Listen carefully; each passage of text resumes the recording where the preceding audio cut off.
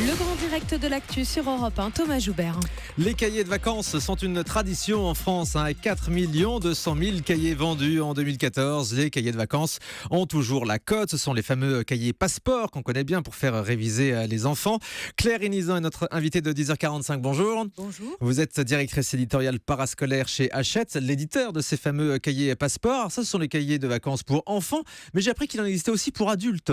Effectivement, sur la lancée des traditionnels cahiers de vacances passeport, on a décliné une version pour adultes pour entretenir et surtout se remettre à niveau sur les savoirs essentiels de niveau fin de collège, début de lycée, dans toutes les matières, Alors, en par mathématiques. exemple, là, j'ai en main un spécial Histoire de France. Oui, c'est la nouveauté de l'année, donc qui permet de réviser les grandes dates de l'histoire de France à travers des anecdotes, des jeux, parce que le but évidemment de tous ces cahiers pour adultes, c'est de s'amuser, de tester sa culture générale, d'entretenir ses connaissances, mais toujours sur un ton un peu léger, décalé, avec humour. Et c'est le dernier né de la collection. Nous avons des passeports adultes généralistes, des thématiques spéciales langue, spéciale culture générale, langue française.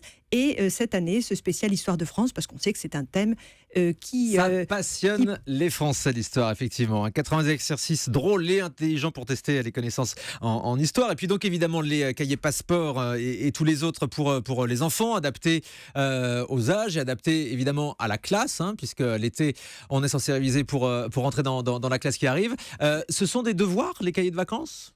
Non, il ne faut pas que ce soit surtout pas une corvée, mais c'est une nécessité, je dirais, d'entretenir les savoirs scolaires. La coupure de l'été est très longue et c'est le moment pour les parents de redonner confiance un peu à leur enfant. Un enfant qui n'entretiendrait pas un minimum de savoir scolaire serait un petit peu handicapé à la rentrée.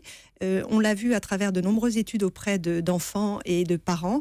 Un enfant qui a fait un cahier de vacances, un passeport, se sent mieux armé pour aborder la rentrée parce qu'il a réactivé quelques notions essentielles du programme de l'année précédente qui vont le préparer à aborder sereinement la rentrée. Donc c'est un atout qu'il a pour la rentrée suivante. Honnêtement, ils aiment ça les enfants ou c'est une corvée ? Oui, énormément d'enfants réclament leur cahier de vacances, leur passeport, parce qu'on a tout fait pour rendre ce travail pendant les vacances très ludique, très agréable, avec des doubles pages thématiques sur les centres d'intérêt de l'enfant pendant les vacances.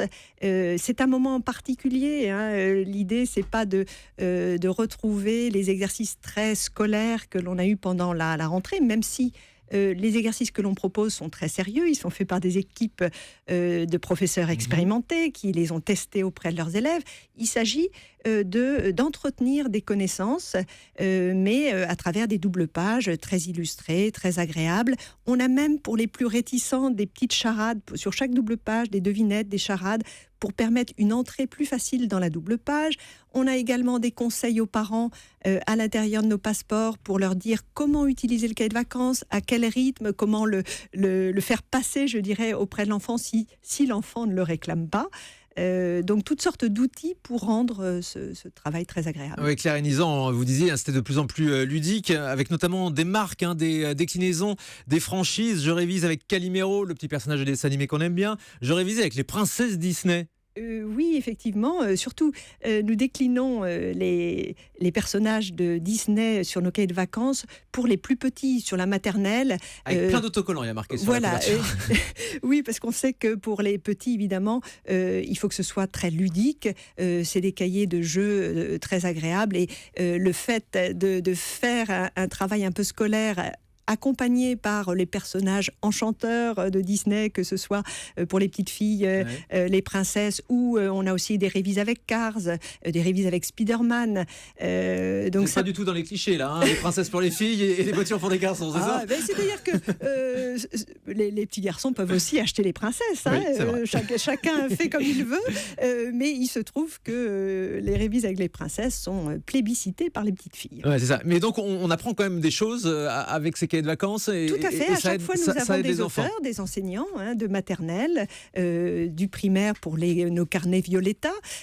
Donc à chaque fois, il y a un contenu pédagogique tout à fait sérieux, mais avec un habillage différent, adapté à la tranche d'âge, adapté à ce qu'aiment les enfants, parce que évidemment, toujours, ça doit se faire dans le plaisir et pour faire passer les savoirs scolaires. Avec le côté ludique, effectivement. Claire Hénizan, je rappelle que vous êtes directrice éditoriale parascolaire chez Hachette. À l'heure des tablettes, où tous les enfants sont sur les tablettes, le cahier de vacances papier, il a encore une valeur et un avenir ? Tout à fait. Nous avons également 6 applications passeport, mais qui n'ont rien à voir avec le cahier papier. Et ça ne se substitue pas au traditionnel cahier de vacances.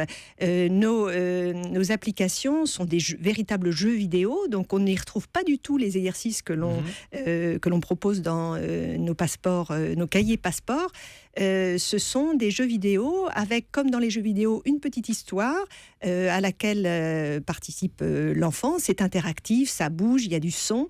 Et au fil de l'histoire, pour progresser dans l'histoire, l'enfant doit répondre à des questions scolaires, un peu de calcul mental. Vous préconisez plutôt la version papier ? Ah oui, la version papier reste irremplaçable. Mais ce n'est pas l'un ou l'autre. Ça n'a rien à voir, en fait. Je pense que c'est l'un et l'autre. Oui. C'est-à-dire que l'application, comme tout jeu vidéo, c'est une autre forme d'apprentissage, surtout que c'est plus rapide, ça bouge, c'est totalement différent. Les cahiers, l'enfant entretient aussi le geste de l'écriture, qui est quand même très important. Tout à fait. On est plus dans l'exercice quand même scolaire, et jusqu'à présent, les savoirs sont jugés en classe sur l'écrit, sur la base de la maîtrise de l'écrit.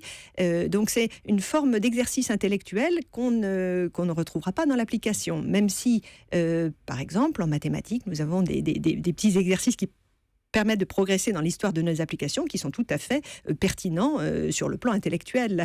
C'est à partir de quel âge les cahiers de vacances ? À partir de 2 ans. On a un dès petit l'entrée à la passeport, maternelle. J'entre en maternelle, petite section, qui lui, bien sûr, s'approche des cahiers de jeunesse, mais qui sont faits aussi par des enseignants de maternelle, donc qui connaissent très bien leur sujet et qui savent comment faire passer les notions essentielles. Et c'est aussi, pour le parent, les vacances, c'est le moment d'un échange avec son enfant, c'est dans un contexte plus détendu, plus favorable à l'apprentissage. Donc ça permet à la maman aussi de valoriser les apprentissages de son enfant. Elle n'a pas toujours le temps pendant l'année scolaire de le faire. C'est un moment beaucoup plus détendu pour le faire. Les cahiers de vacances sont toujours tendance, donc c'est ce qu'on a appris ce matin. Merci beaucoup Claire Hénizan, directrice éditoriale parascolaire chez Hachette, avec ses fameux cahiers Passeport.